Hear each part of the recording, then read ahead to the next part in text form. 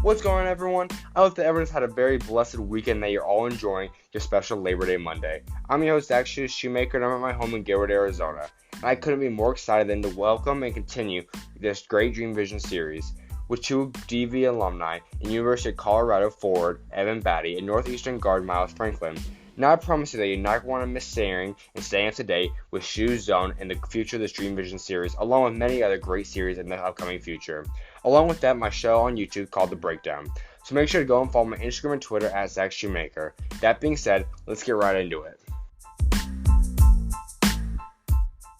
I'm blessed to be able to have on Colorado Buffalo star sophomore forward, former top 15 player out of California, former Dream Vision star, and one man that has one of the most interesting stories in Evan Battey, to the second episode of the Dream Vision series. How are you doing today? I'm good. How are you? Pretty good. Let's just hop right in. I mean, you're getting ready to go prepare for a big season with Colorado. Talk about some of the things that you're most excited for. I'm most excited for just like the grind and getting back to practicing and really achieving our goals, which is advancing in the tournament. So. Absolutely. We'll talk about the team and some of the guys that's going to be like your supporting cast and some of the guys that are really going to help around the team this year. Yeah, the team's going to be really good. We're really deep. We have an NBA or a potential NBA third guard in Kyrie, right? And same thing with F.I.B.A, our forward. So we have some exceptional wings in Jashawn Shorts and Shane Gatling. So we added one new player from a JUCO in Florida, named Maddox Daniels. So he's really good. He can shoot it real well. Dallas Walton is just coming off an ACL tear. He's back healthy now and hoping to with us again. So I'm really excited about that. That's awesome. So, I mean, obviously this summer, every summer is always a big time working more on your craft and all that. Let's talk about some of the stuff you did this year and what you really focused on heading into the season. I really focused on, my outside game because, in high school and with Dream Vision, I was pretty much handed the reins and was let go to shoot anything, to shoot anytime I wanted, to pass anytime I wanted.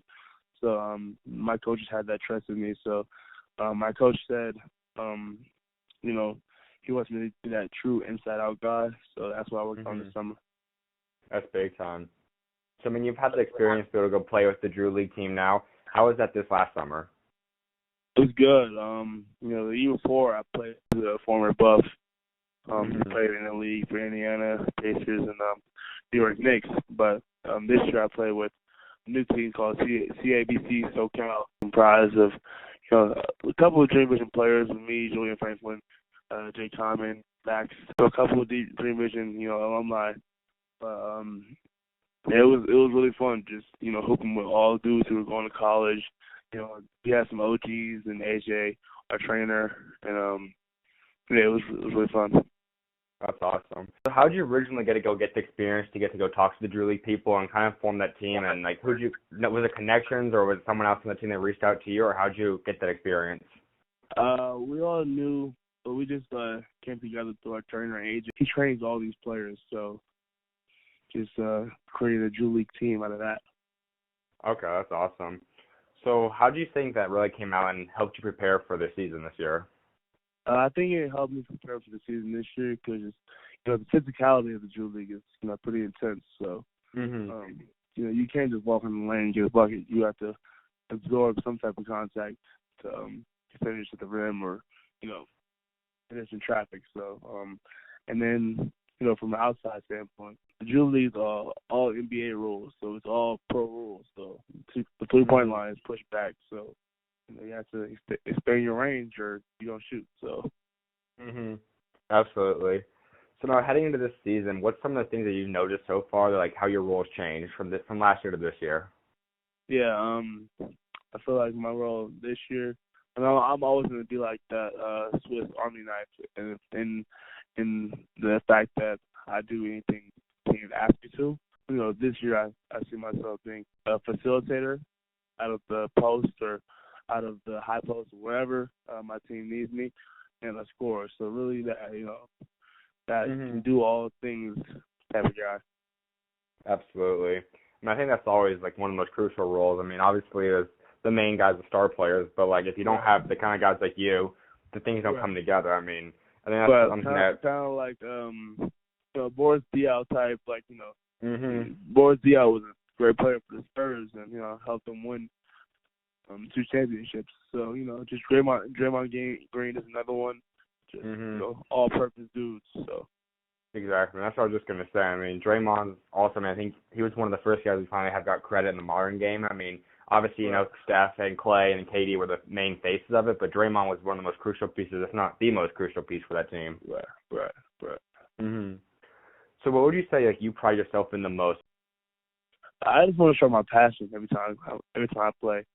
So I can never play, dull. I have to be excited or something. So, and that's just tough in the level of the game. So, just my passion and my fire when I'm playing. Absolutely. Yeah, I mean, I know a lot of people that especially watch Colorado games or like or seen your interviews or stuff. I mean, everyone knows that you bring the passion every time, and once again, it's one of the most crucial parts to any kind of game. Right.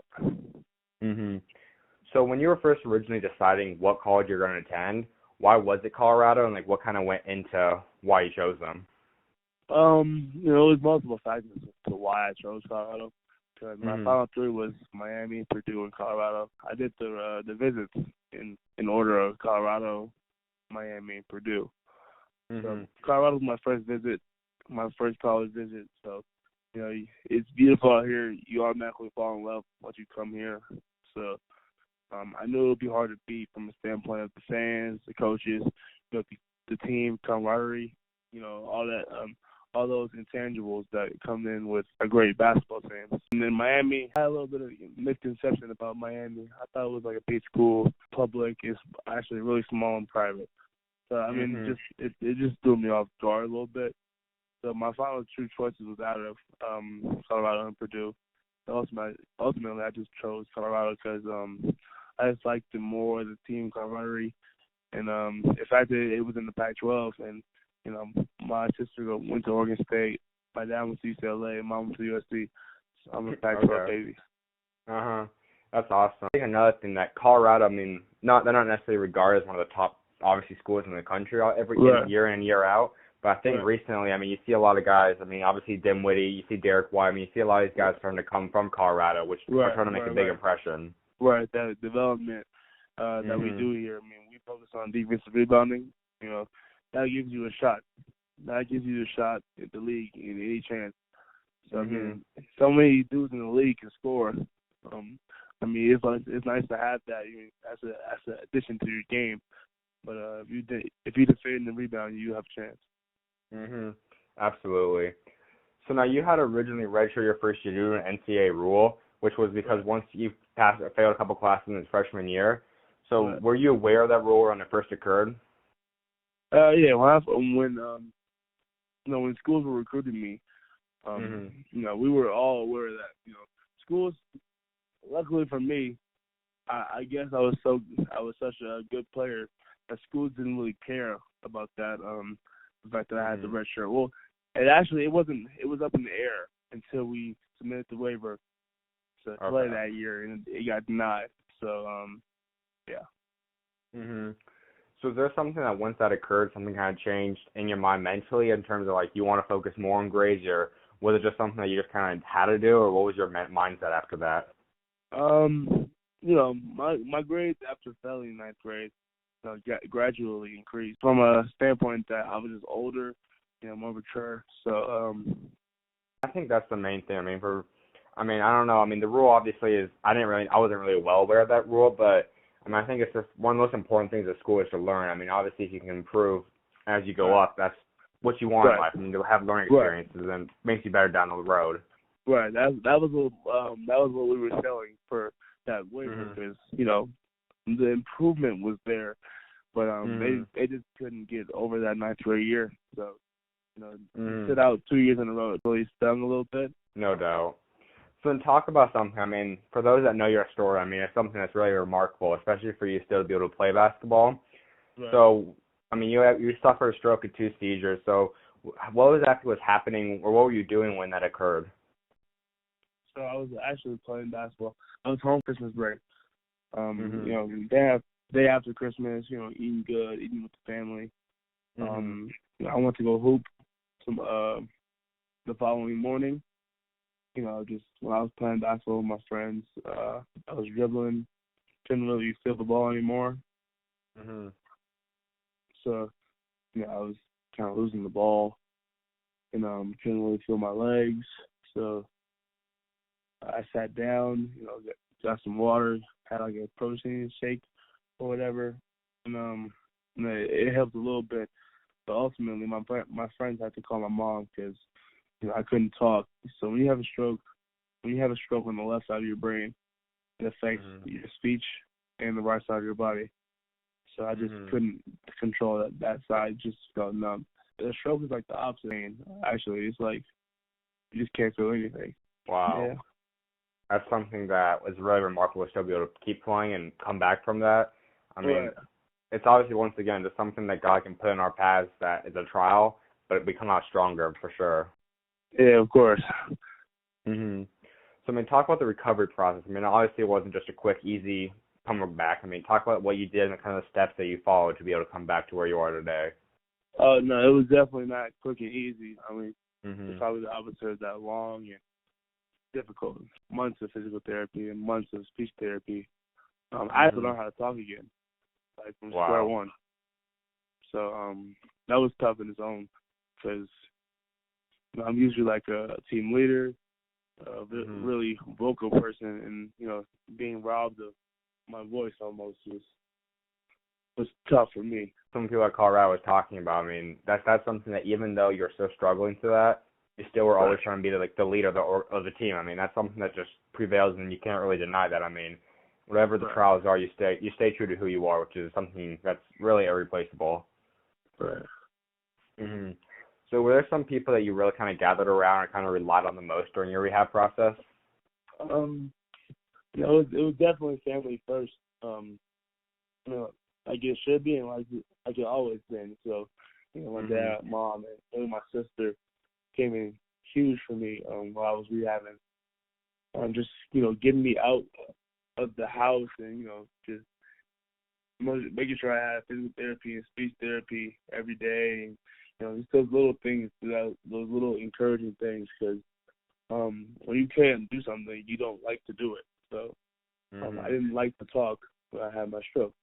My mom forced me to talk because that was the only way I was going to get better. So, and then my teammates as well. Yeah, my teammates. Deshaun, my roommate. Deshaun was probably every day. He was just, you know, making sure that I was good, and, you know, you mispronounce a lot of words when you have a stroke. So making sure that he was able to understand me, and, you know, I thank him for that. I love him, and I thank him for that. So McKinley and Tyler too. So they all share like a little suite, like a dorm suite. So it was a stressful time, but they make it a lot better. That's awesome. I mean, definitely always having a surrounding cast is something that is amazing, obviously, and God puts them in our lives to be able to come through and be able to go through times like that. Right. So once you started getting closer and closer to coming back, you were able to go play overseas and play in Italy for a little bit. Talk about that experience and what it was like playing. Yeah, it was a good experience. You know, Coach Boyle offered me the task of playing for Larry Brown, so that was really cool. You know, it was just to get my feet wet because I haven't played in 3 years or so. So it was really good. Definitely what I needed. That's awesome. So, I mean, after all that build-up, I mean, you finally were able to go back on the court and play at Colorado. What was it like getting ready for that game and when you finally got to step foot on the court again? You know, when I finally put on a jersey again, I was a little emotional because it was such a long road to get there. Pre-game was all emotion. No doubt. I mean, I couldn't even imagine. I mean, definitely, not only was like obviously one of your first games in college and reaching the dream and the spotlight you've always wanted, but I mean, to come back from where you were, I mean, that's something that you're never going to forget, obviously. So when you talk about that, do you still have some effects from the seizure and all and strokes, or are you still rehabbing a little bit from it, or are you pretty much over it now? The only effects I had is sometimes I struggle with my speech. Not every word, just like once in 30 30 words. I'll struggle. I'll mispronounce a word, or I'll stutter. So it's not very often, but oftentimes I get lazy while I'm speaking. You know, since the stroke, I've just gotten lazy and gotten used to not speaking so much. So I speak softly and I mumble sometimes. But when I try and when I enunciate, I'm pretty good. That's awesome. To be able to still come back to where you're at is just remarkable. And going back to talking about some of your energy and how much passion you play with, so how was that instilled? I mean, was that kind of self-instilled, or you were born with it, or did someone kind of bring that into you and kind of teach you the way of being energetic as you are? I don't know if I was born with it. Sports has been around all my life. My dad was guy to the Padres organization, to the MLB. And my granddad was 4-time All-Star, 3-time Golden Glove, MLB as well. Played in the Twins Hall of Fame. So sports has been just a thing. So because I'm really competitive, so that's probably the main thing. Okay, that's awesome. So now let's head up and talk some about Dream Vision. So why, when you were in high school, did you originally decide to go play with them? I was playing with them since I was in 7th grade, actually. I'm a really loyal person, so I don't like to switch teams, and once I start something, I'm gonna finish it. So I decided I'm gonna rock with Dream Vision all the way through, and I did. I'm so proud of myself for doing that. Dudes always flop and flip and flop teams, and play EYBL and play Adidas and play Under Armour. So. Absolutely. That's what I was just gonna say. I mean, I think it's really rare. I mean, you see very few players that stay through a team their entire career. I mean, sometimes you even see guys play on multiple club teams in a single season. Right. I mean, recently I can only think of 2 or 3 dudes that have been with Dream Vision for since like 8th grade or early on in high school. I mean, Dom Harris been here since 8th grade. Jake Kyman also since 8th grade. Adam, so he's a pretty good player at UCLA. So I thank him for his loyalty and staying with us. I didn't expect this, but Kyrie has been with us since 3 years now, 4 years now. So that's really big time of him to be loyal. No doubt. I think people that truly understand basketball and like watching it understand and think that the slack he gets for just the random stuff he gets slack for is just ridiculous. I mean, like you said, I mean, how many of these guys stayed loyal to their team the whole time? I mean, Kyrie's one of those guys that could play for any team he really wanted to, but he stays with one team, and it's always one of the best players, not the best player on the court at all times. Right. Let's talk about your relationship with Myles Franklin. I mean, obviously you guys are great friends. He talks about, I mean, you guys are really close. Talk about how that friendship kind of started and how you guys are friends still today. Myles it's hard to explain. Myles is like my brother. He's been playing with me since I was 9. We did everything together. Prom night, first homecoming. I'm really close with him, his dad, his mom, and his little brother. So it was just, family ties. So when I transferred out there, I already knew that we were already close to begin with. I just knew that we were already going to get closer. So I'm so glad I transferred out there. No doubt. So what were some other teammates on that Dream Vision team throughout your career that really stood out and kind of you still have a great friendship with today? That team had Donnie Tillman. Just transferred from Utah to UNLV. We're still pretty close today. He's going through some things personally, so I haven't talked to him as much. But I plan on rekindling that relationship, that friendship with him. Sebastian Much at Princeton. I always felt like he was under recruited, but didn't get a fair shake once he got injured. He had a big time spring, receiving offers from ASU and multiple places, but in the end he only had Ivy League schools, and schools are starting to fall off him. So I think that they made the wrong choice, but that's their problem. Caden Rashid, he's at UCSD, lockdown guard, shooter. Obviously Myles Franklin. Northeastern, real crafty, long, scoring guard. We have Mokhtar Doué. He's at UAB. He's actually on the Senegal team right now. Okay. So he's playing over there. He was big time for us when we went to Vegas. He's 6'9", shoot it. He's like a 6'9" 3. Wow. He's pretty good.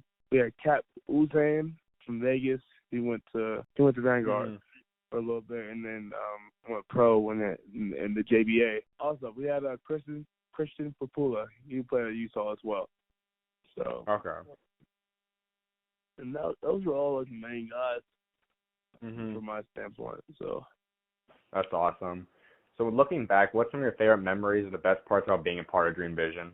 Definitely Coach Clay, just from a standpoint that they were willing to work with my transcript from me from high school. You know, willing to sit down with me and say, "Oh, we need to get these classes done online or whatever it was." You know, so we can be eligible for the NCAA. So that was just big in itself, just from Clay's family. He's always been family for me. Yeah, he just really took me in under his wing. That's awesome. Talk about your connection and relationship with the players now and still the organization today. Yeah, I mean, I think most of the programs are alumni, all come back and really interact with the past players, because it's a family thing, you know. So in your life, who would you say has been your biggest role model? Probably my dad, just from the fact that he was a pro baseball player and telling me all these core values that makes me the man I am today. Also, he's a police officer at LAPD, so he's always coming on the right track. I mean, definitely all the time, the person to guide you down your path is awesome to have. Right. I mean, I always like to wrap it up talking about God. I mean, obviously in my life, he's the biggest thing. And I just want to obviously he helps you throughout your career and your life so far to this point. First of all, God is first in everything. Absolutely. That's just almighty. But I can't even put into words.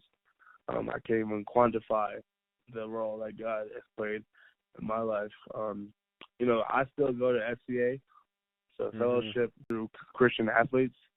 It's a group our athletic department has that we gather once a week and get in the Word and just have fun and really just be together in the Word. It's an unquantifiable role, just from multiple aspects of Him helping me through my stroke, Him helping me through failing a class, like worship music and gospel music really got me through the tough times in my life. So God is everything to me. It's everything. It's everything to my family too. Absolutely. Obviously, when you first had the stroke and everything, I mean, you never would have thought down the line, like, how would this help me? I mean, obviously, it was a burn at the time. I mean, now I think if you look back, one thing for sure, I mean, is that you have a story to tell everyone. I mean, you were able to come back from it and play at a high level, at Division I level, even though you had that. And that's something that only is really a God story that you can give credit to. Well, it's definitely been a blessing having you on, my guy. I'm excited to see what God has in store for you this season, obviously throughout the rest of your career. Best of luck. Thank you. Thank you so much. Thank you for having me on. No problem. God bless.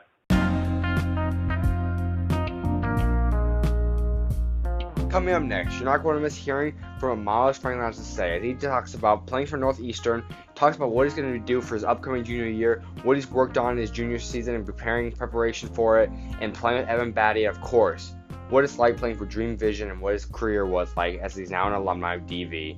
Don't miss it. His interview is coming up next. I'm excited to be able to welcome Northeastern junior, former 3-star and top 50 California player, and former Dream Vision star Myles Franklin to the second episode of the Dream Vision series. How are you doing today? Doing good. Just got back to Boston right now. Started the fall. So. All right, cool. Yeah.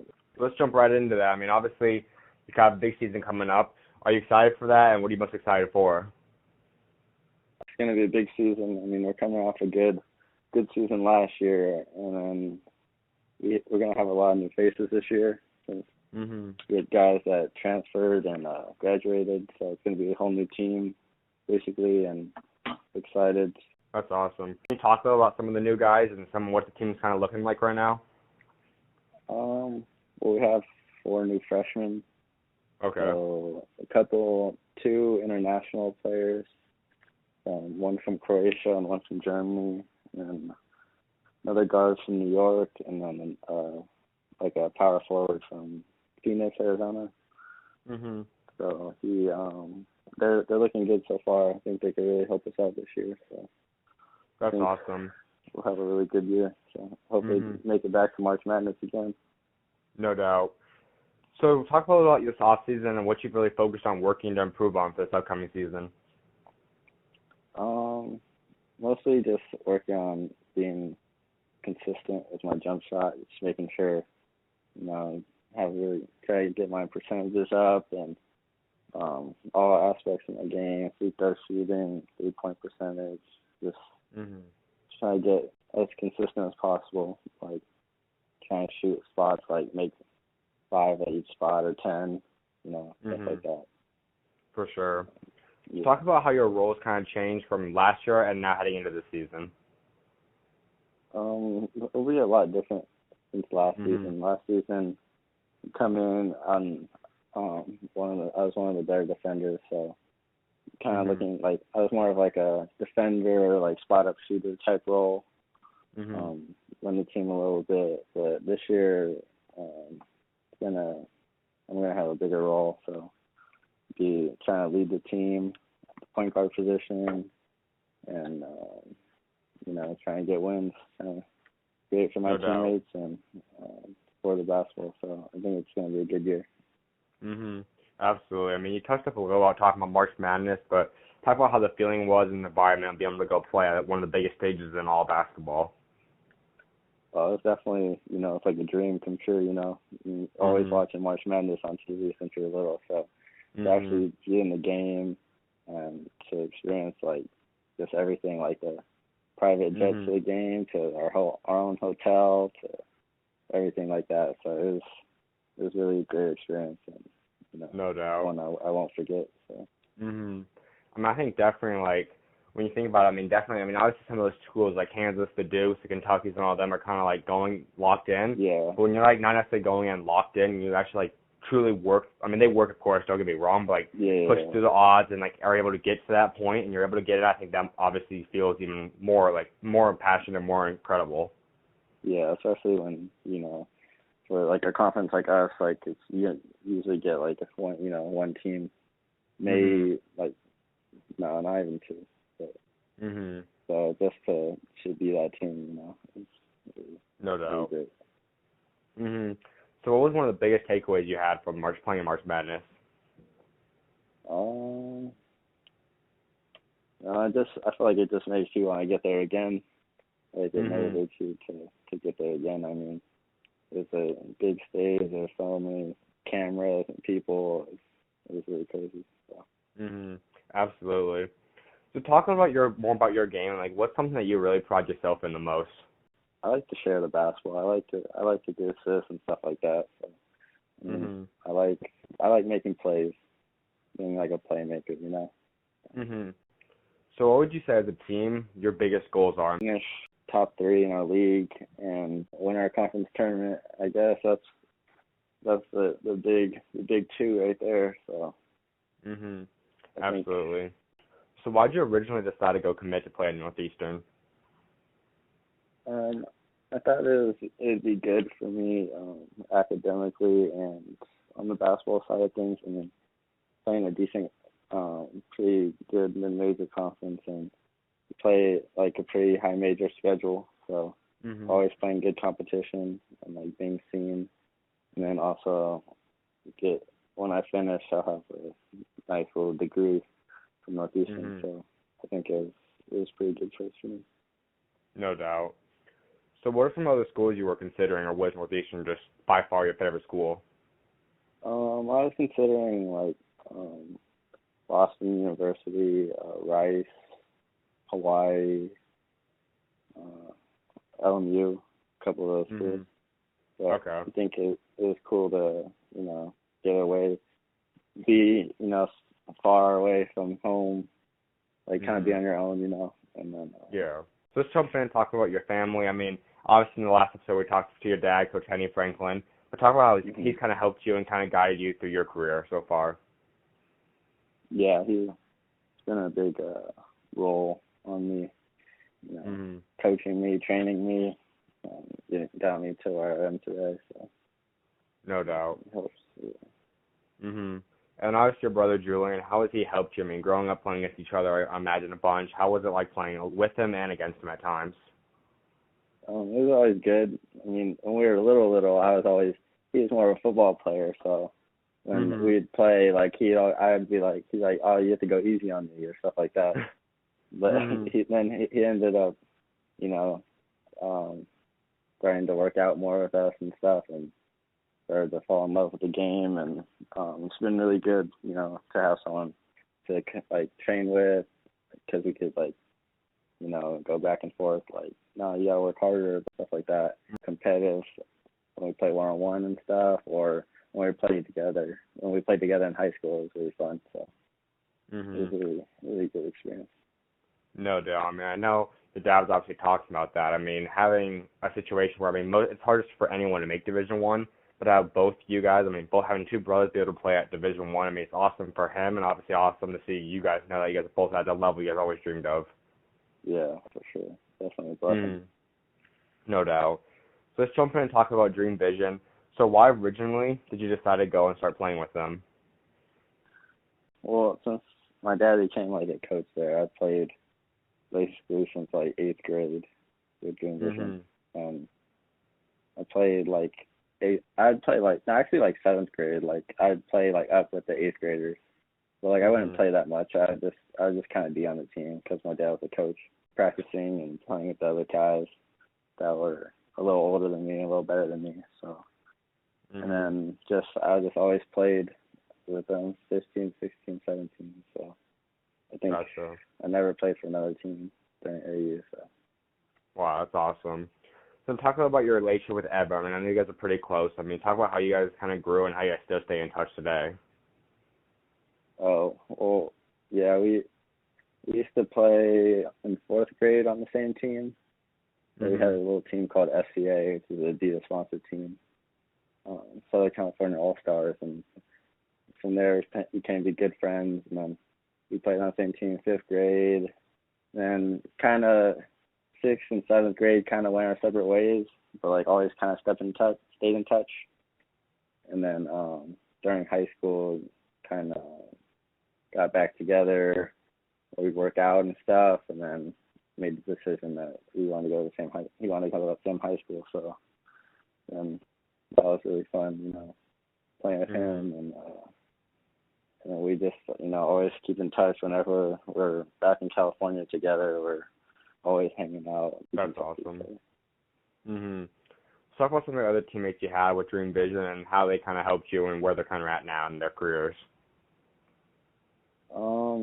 Yeah, I played with a lot of good guys. So, some of the guys on my 1500 team, I'm really best friends with. It was a group with Caden Rashid, who's at UC San Diego right now, and then another guy, Ernie Sears, who he's now he goes to USC and he's on the track team.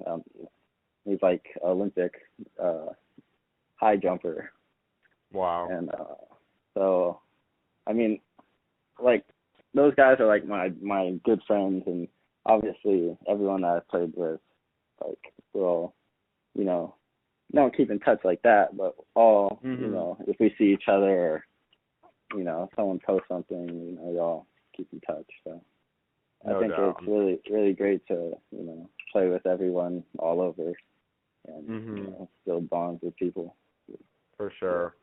I think that's one of the coolest things, about all sports, to be honest, but especially basketball, because it's not too many guys football kind of gets into. It's a perfect amount where, there's so many great players that play, no matter what level you're at, you always find people.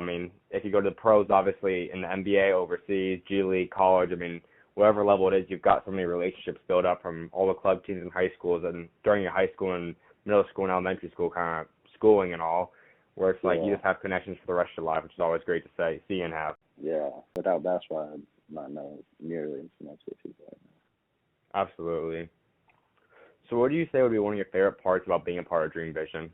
You know, I like how we traveled, you know, going to all the big tournaments and everything. And, you know, they always took care of us, you know, tried to make sure we always all right. And it was like family kind of, you know, we all ate together, all the age groups and stuff. It wasn't like the age groups were like that separate. So, So what would you say would be the biggest impact that Dream Vision had on your life?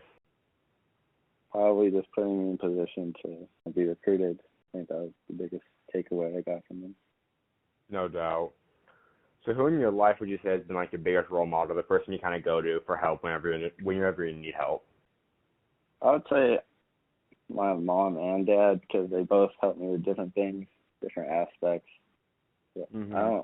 I don't have just one role model. You know, I look, you know, whoever's willing to help me out, you know. But I think you know, I could go to my mom for anything. I could go to my dad for anything too. So I think they both played a big role in, you know, guiding me and stuff like that. So. No doubt. So finally, I always like to wrap up just talking about God and how He's helped you through your career. So I mean, where would you say like He's helped you the most to get to the point you're at, or where He's helping you at right now? I feel like, you know, God helps you with anything. So I feel like everything is for a reason, and He helped me, you know, strive to be better every day. You know, whether it's I'm playing basketball or if I'm not playing basketball, you try to, you know, be a better person every day. You know, be kind, be, you know, just do the right thing, and really a blessing that I'm in the position I am today, and just hope keep coming. So. Absolutely. Yeah. I mean, I think always key always to like watch what He's got. I mean, He's got so many awesome paths for everyone. I mean, you never know. I mean, it could be basketball for now, and then it could be in a couple of years something different. I mean, whatever it is, it's awesome to know that He's got a plan in store for you, and just when you're able to achieve that and unlock it at each level and step is when you see how great it can be. Yeah, exactly. No doubt. Well, it's definitely been great chopping it up with you, my guy. I can't wait to see the bright future that God's got in store for you. Best of luck. All right, appreciate it, bro. God bless. Coming up next, you're not going to miss hearing what I have to say as I wrap up this episode with SchuZ Zone. Trust me, you're not going to miss as I hit up some of the biggest topics from this past weekend, including the FIBA qualifiers and what's going down so far for Team USA. Trust me, you're not going to miss it. SchuZ Zone coming up next.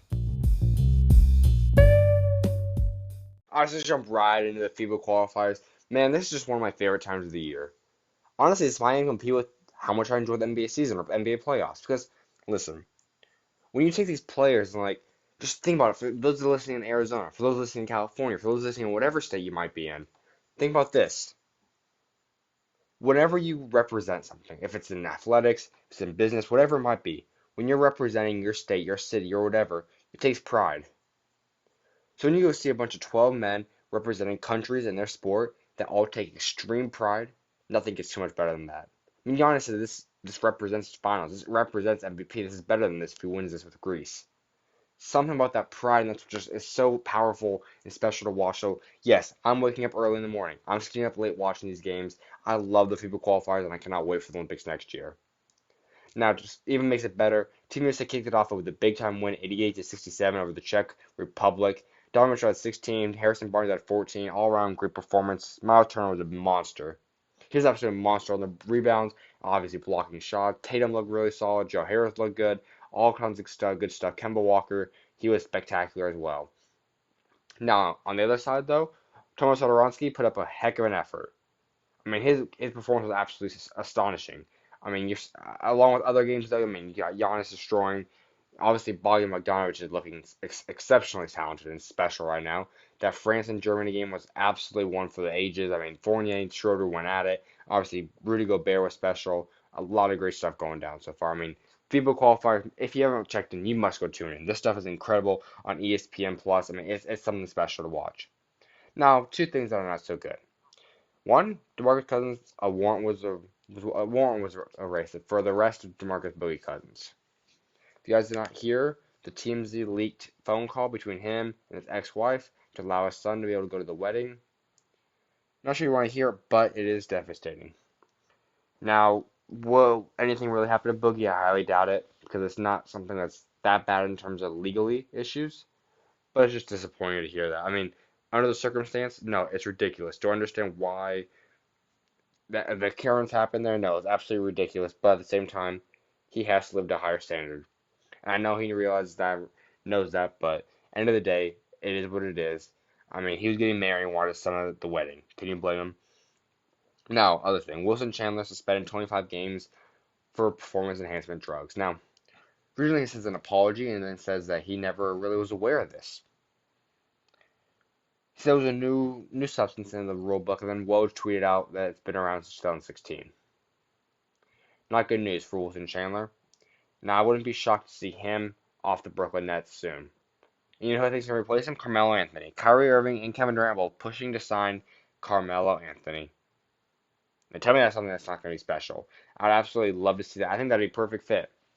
I think if Kenny Atkinson can somehow get all his egos and personalities to work together and make a successful team, that he might just be one of the best, if not the best coach in the entire NBA right now. But that's what I got for you guys on SchuZ Zone. You know, I'm always going to recap the week or the event that's gone down recently, because truly you're not going to miss it. So every time, make sure that's how I'm going to close out every episode with SchuZ Zone.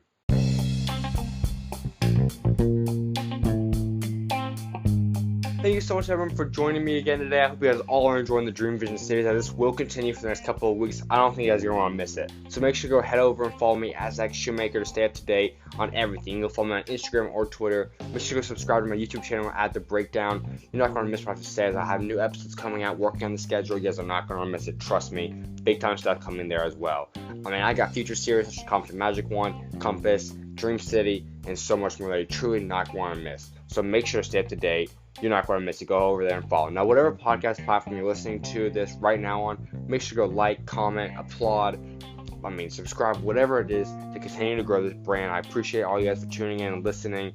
But that being said, everyone enjoy your week. SchuZ out. Everyone go be the light of God, and God bless.